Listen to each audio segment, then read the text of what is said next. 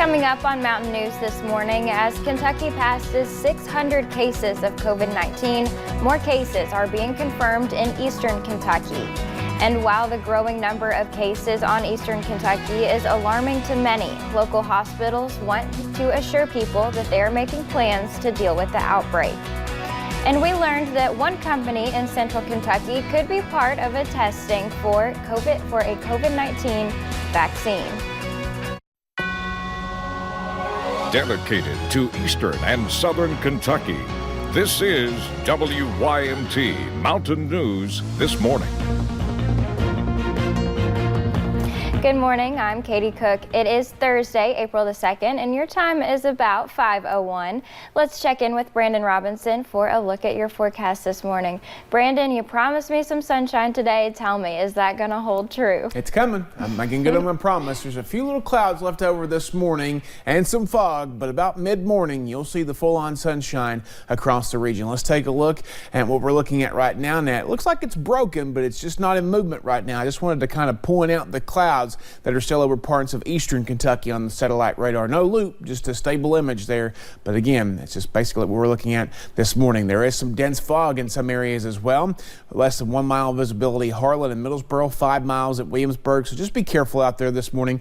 Temperatures much colder. Some spots in the 40s, some spots in the lower 30s. Monticello at 29. So you can tell where the clouds are and the clouds are not this morning there. So a wide range. A little extra on the coffee meter this morning. Out the door forecast, again, trying to split the difference between those temperatures, going 38 for the morning, but it's going to climb quickly as the sunshine comes out. I don't know if we'll make it to 60 today like we forecasted yesterday, but I still think we'll be pretty close. All right, the rest of the forecast coming up here in a little bit. Katie? All right, Brandon, thank you. We are in the surge of coronavirus cases. That was last night's message from Governor Beshear. The governor says Kentucky is nearing 700 cases of COVID-19. Last night, he announced 93 new cases and at least 2 more deaths. He expects to see cases escalating each day. We also learned the National Guard is being deployed to help food banks. And Pike County confirmed its first case of coronavirus, a 28-year-old employee of Pikeville Medical Center. Medical professionals announced the positive case in a news conference at the Pike County Courthouse, saying the man is in good condition and is now self-isolated. They say the positive test is not something they wanted to see, but they are prepared for it, adding that the community can also help. This is a civic duty to keep yourself at home and cut down an interaction with other people to stop the spread of the infection from one person to another person. So please practice that civic duty and be part of the solution to this area. Officials say the man who tested positive is not a doctor and is believed to have contracted the virus in a different healthcare facility. Shortly after the governor's news conference ended last night, we learned of a second confirmed case in Perry County.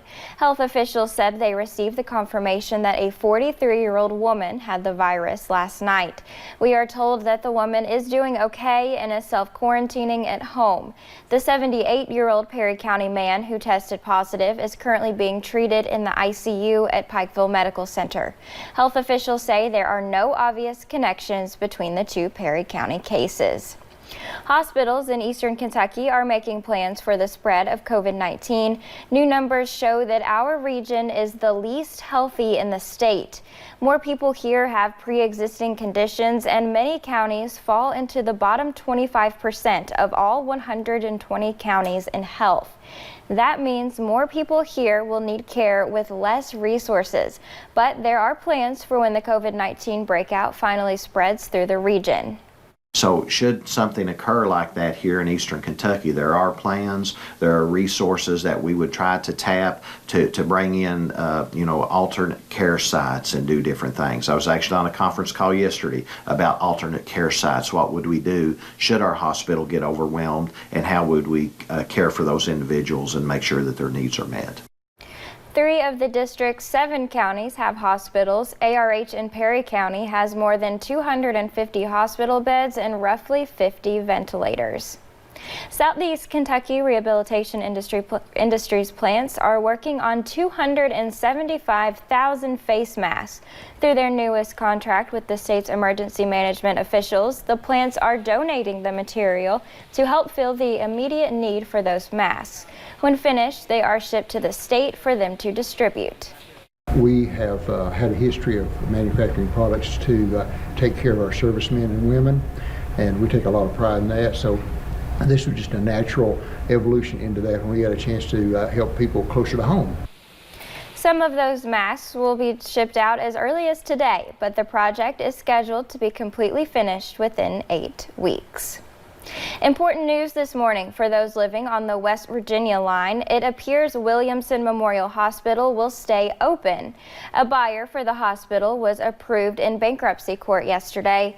Williamson Health and Wellness Center made the announcement of the potential buy, which would cost them more than $3.5 million. Earlier this week, the hospital announced it would be closing in late April amid this pandemic. A Lexington company could be part of testing for a COVID-19 vaccine. Researchers at Alliance Multi-Specialty Research previously performed migraine and tobacco studies. Their success awarded them the chance to be a backup lab for COVID-19 vaccine studies. 2 other labs, one in Kansas City and another in Philadelphia, are the first awarded. Should they not be able to meet the requirements, Lexington will be asked to step up. The question when it comes to what we do as far as the studies is does it work as advertised? Does it have any other fallout issues? So it's more of a information gathering. Now, when Dr. Adams says fallouts, he means things like, does the vaccine give people a rash or a fever? If so, he'll report those findings and try to find a way to fix it. Lakeview Park in Frankfort is likely to be the first place to offer a state-backed drive-up coronavirus testing location. State officials say the park will be used as a pilot site. Tent security and protective supplies are already in place. Governor Beshear says the state will start with just one site, with testing limited to first responders and those at the highest risk. Well, thank you for getting your day started with us here on Mountain News this morning. Coming up, Kentucky lawmakers have passed a budget plan that has been changed to something no one could have expected just weeks ago. While the first day of April was a little on the gloomy side, the forecast only goes up from here. I'll have it for you in about 3 minutes.